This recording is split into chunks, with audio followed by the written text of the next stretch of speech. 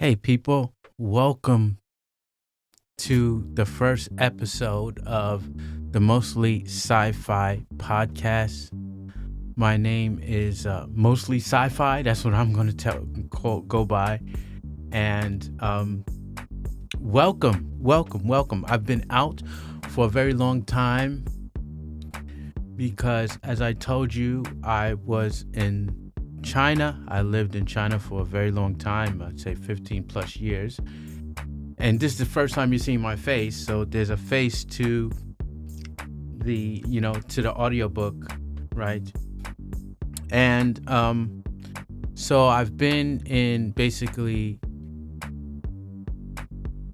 China or in Shanghai for the last 15 years. Okay, and I just came back because of the COVID policies. They have a lot of draconian measures right now, and I'm not agreeing with those measures. So here I am. I'm back, and I'm waiting with me and my family.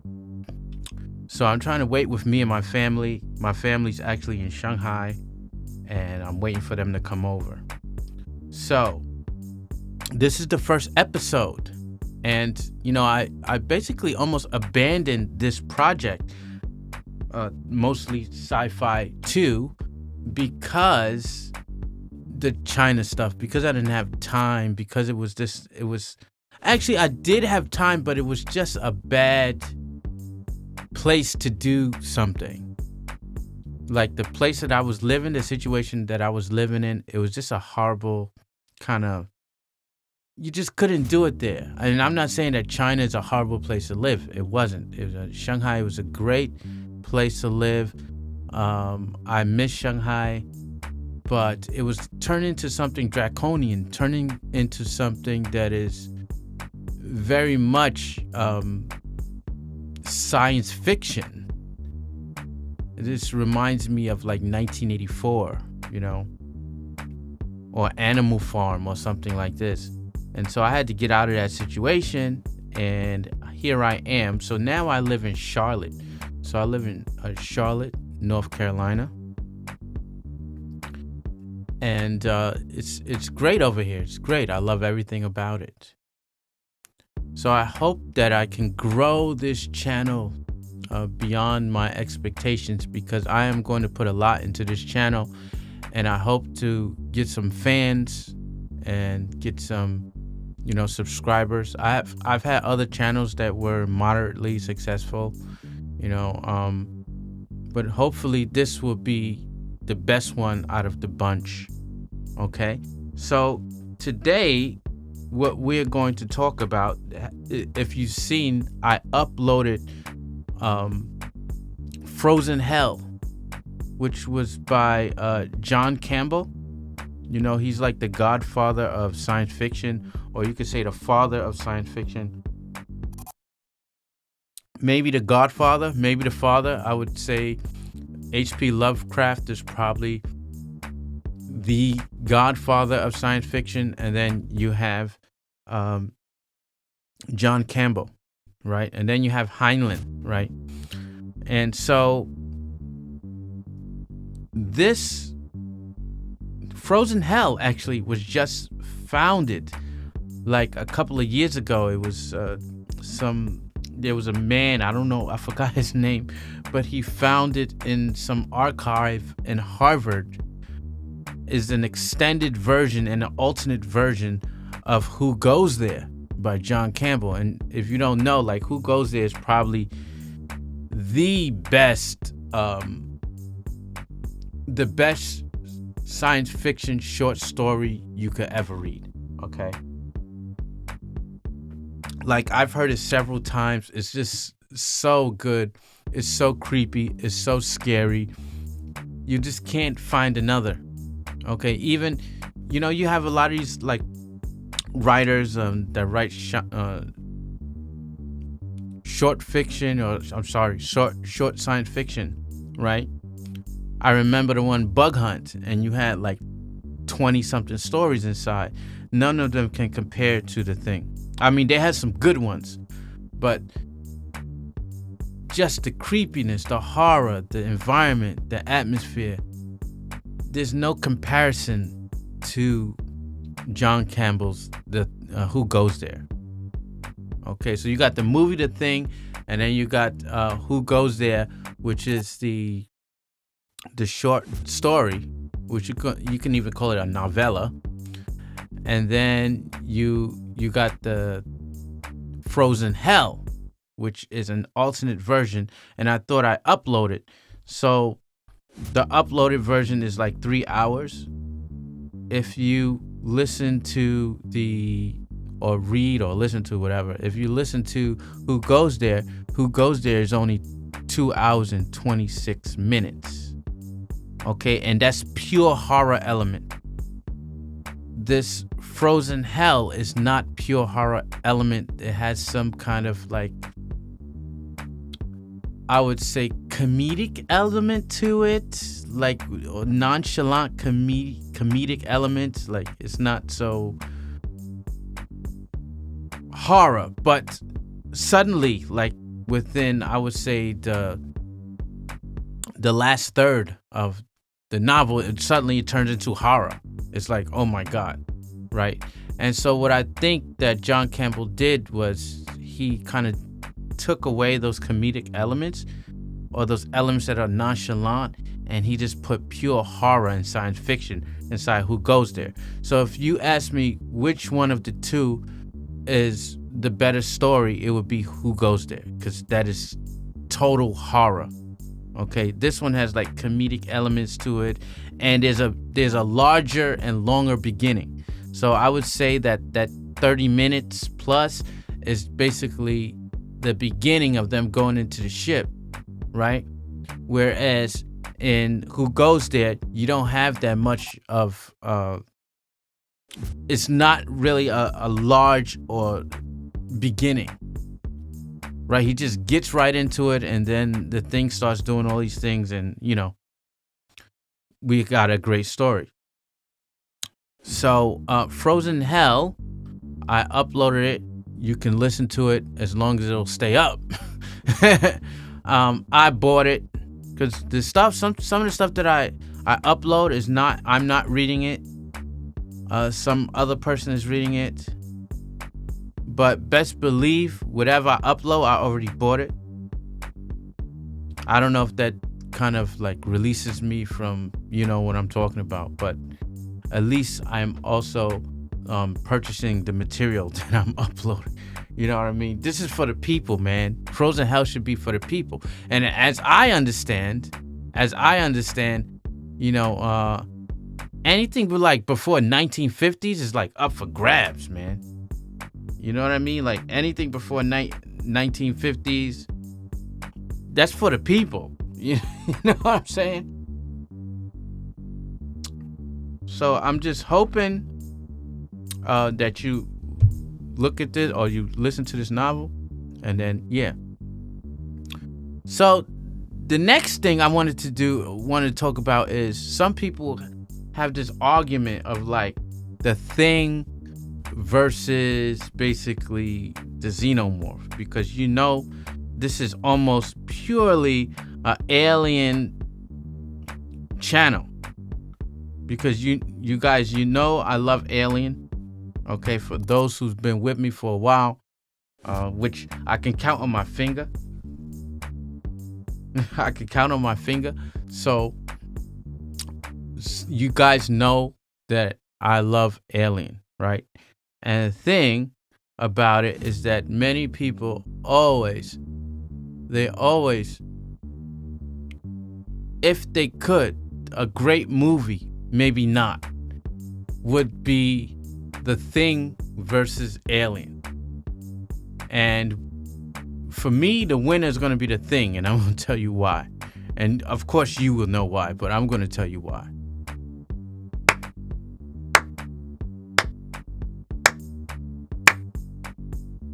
Okay, so I went to this website, CBR, because they're always talking about these types of beast fights or animal fights or movie fights or whatever. But the reason why I think that The Thing would actually whip the Xenomorphs. But as much as I am a fan and terrified of the Xenomorph, I think that the Thing is even more terrifying, because you cannot beat it. There's no way to beat it except to just eradicate the whole species that it replicates, right? So when the alien replicates you, it uses your DNA, right, to basically make a copy of you and itself together, right? And it basically kind of rapes you, basically, like pushes something down your throat, then it rips through your stomach, and then you have the Thing, which just straight up, so the alien copies your DNA. So that's what it basically does. It copies your DNA. Throughout the movies and the books and the comics, we can see that the alien DNA is the stronger of whatever DNA, right? But the Thing, what that does is it changes you, it replicates you on a molecular level. That's different than just replicating your DNA or changing your DNA, right? This thing can mimic the exact DNA that you have. And then it can change to monster-like on a whim. So you won't even know that this is not you, it seems. You won't even know. Like the smell, everything is the same. And so that's how it can destroy your species. And it doesn't mind being you and it's itself at the same time. So basically, it's nothing that could pretty much beat the Thing. If you wanted to do a more like fair fight, because it wouldn't even be a fair fight between the Xenomorph and the Thing. Can't win, okay? If you want to do a more fair fight, I would say the Stranger Things, whatever that monster was in the third season. What's the name of that thing? The monster that was in a Russian prison. Now that and a Xenomorph, I would love to see a fight between those two things, because they're more equally, to a more equal match, unless there was an egg somewhere. So if there's an egg, then the Stranger Things is not winning, right? Even the master builder, whatever his name was, he also couldn't beat a Xenomorph if he has to hibernate like that, because all you have to do is put an egg under him and it's done, right? So yeah, even though he's supernatural still, it's the Xenomorph, right? So that was probably that's something cool. That's something I always look at, like who would win, who can beat the Xenomorph. Well, these are our top monsters.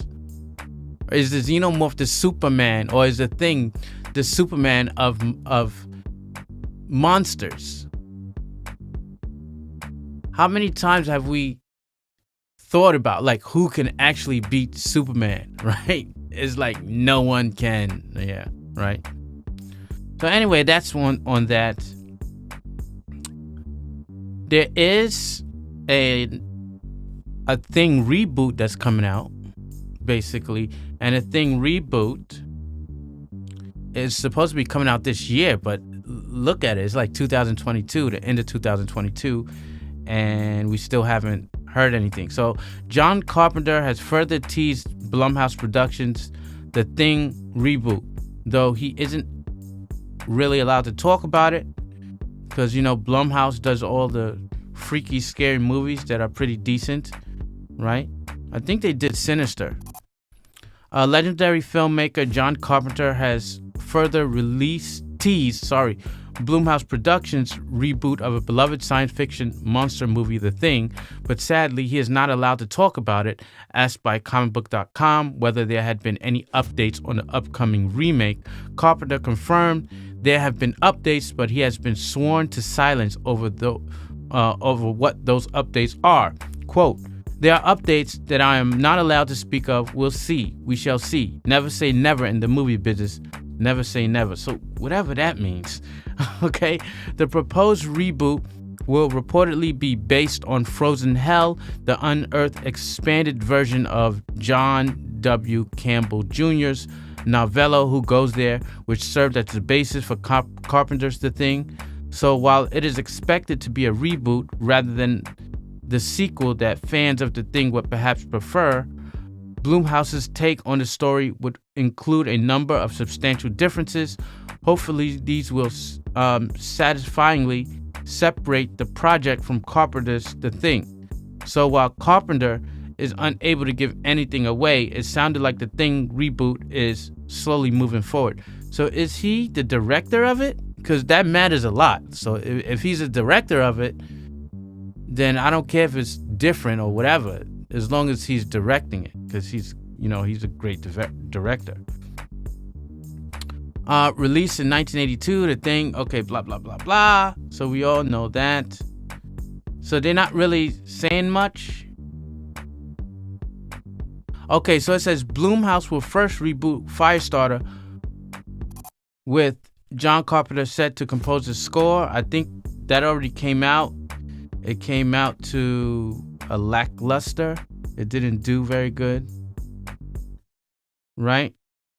So we know that didn't do good. So if we're going by this, it may not be something that you want to look forward to if they do anything like they did like the Firestarter, because the original was good. This one they said was horrible. I think they also got a reboot of Carrie, which I haven't seen. Or did I see that? Oh no, I don't think I saw it. All I know is the original is the best one, right? And we still haven't got more news on the Alien FX series, which it said it will be closer in tone to the first two movies. Expect to be caught off guard. FX chief John Landgraf said Noah, this is August 3rd, Noah Hawley's series will feel like walking into a theater and seeing one of those first two movies where you get caught off guard.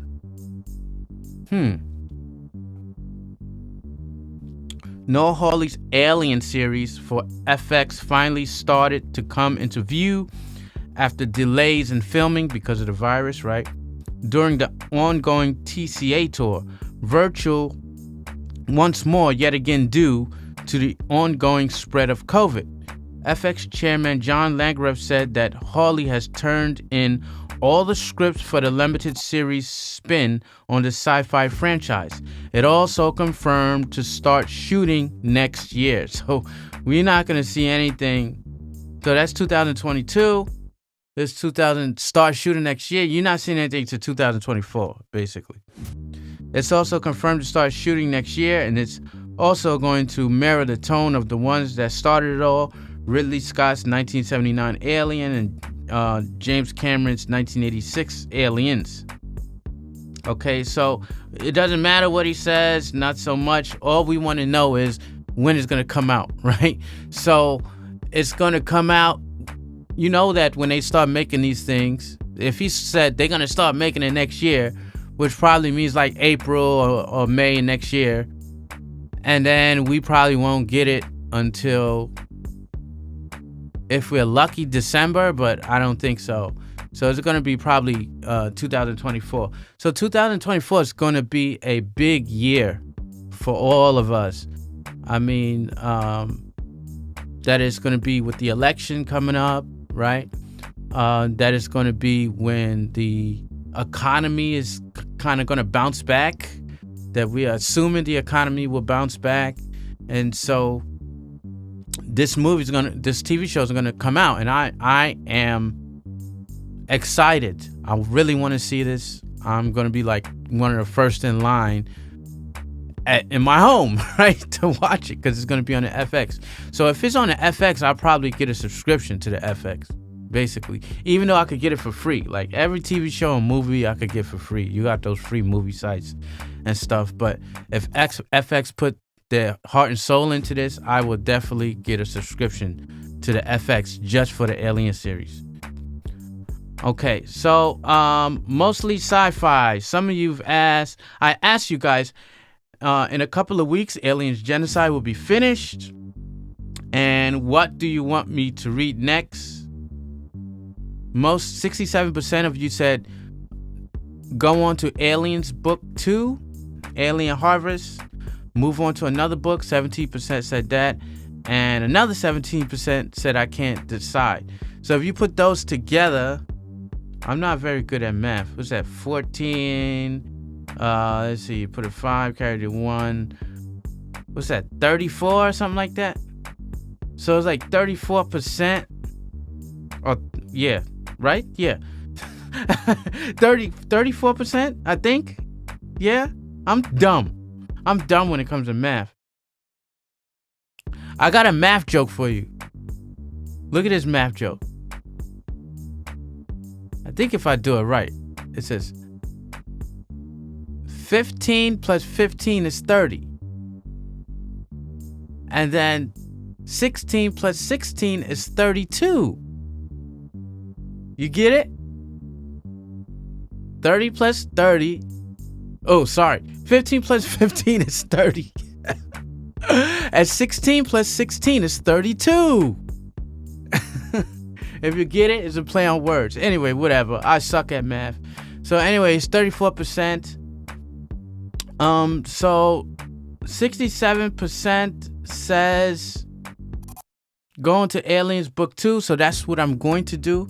But because 34% are undecided and they say move on to another science book, I decided that I'm also going to add one. So I got like 3 books that I'm going to be doing, 3 stories that I'm going to be doing. Okay, one is Alien Harvest. Probably got 4, to tell you the truth, because I got to finish the, what do you call it? What's that one that I was doing? Hellraiser, right? But they call it something else. The Hellbound Heart, yeah. So I got to finish that, because I'm a completist. I have to finish that. So after this, I'm probably going to head back towards that. I got the fan fiction that I got to do. And also Alien Harvest. But also I'm going to start this. And you're like, Sci-Fi, when do you have time to do all of this? Like, relax. Focus on 1 or 2. Don't worry. They'll all get done. So this is Charlotte True Crime Stories. Notorious cases from fraud to serial killing. So I want to do this book.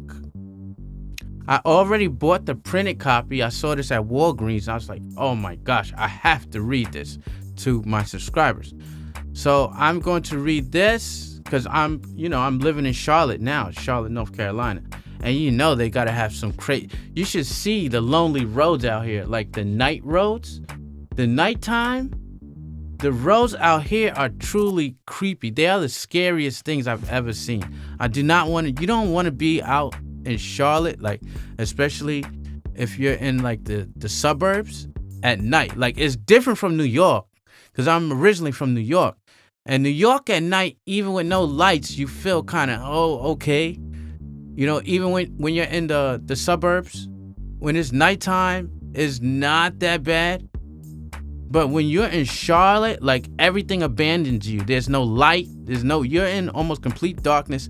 And then there's woods on this side and woods on this side. And it's deep woods. It's not like these regular woods. It's like Amazonian rainforest type woods out here. And so when it gets past like 8 o'clock and you're alone, it gets beyond scary. You just don't see anybody out here because they don't want to be caught out here, because they got all types of wildlife or whatever supernatural stuff out here. So I thought that I would buy this book and I want to read this, but I'm not going to start this until I finish Alien Genocide, and then I will begin this book, and I will begin Alien Harvest. And I will do some smatterings of that fan fiction that I started last week. So I'm going to do the Alien Harvest and and this book. So I hope that you can enjoy this book. I am very excited to read it. So I bought the printed copy and I bought the electric copy from Apple Books. So, I have contributed. I have contributed to whoever made this book. Okay. So basically, I think that's all I really want to talk about today. And yeah, so here it goes. It's Charlotte True Crime Stories, Notorious Cases from Fraud to Serial Killing. I saw it in Walgreens. It was very interesting. Then you have the back of the book. Did they show you the back? Yeah, so this is the back. The Dark Side of the Queen City. Whew. That should be scary, I tell you. So this is mostly sci-fi 2. And you guys have a great evening. Goodbye.